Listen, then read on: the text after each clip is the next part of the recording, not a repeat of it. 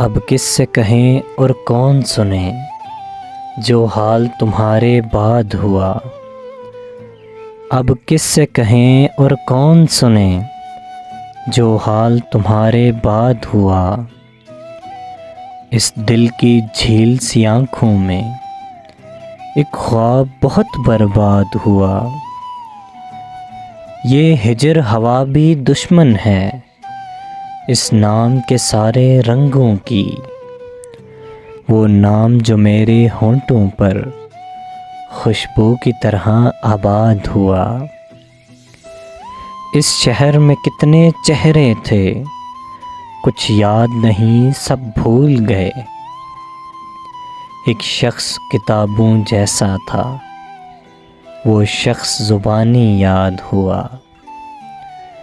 वो अपने गाँव की गलियाँ थी दिल जिन में नाचा करता था।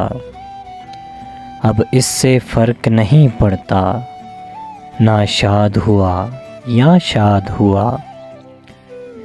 बेनाम सताइश रहती थी इन गहरी सावली आँखों में। बेनाम सताइश रहती थी इन गहरी सावली आँखों में। ऐसा तो कभी सोचा भी न था दिल अब जितना बेदाद हुआ। अब किससे कहें और कौन सुने जो हाल तुम्हारे बाद हुआ। इस दिल की झील सी आँखों में एक ख्वाब बहुत बर्बाद हुआ।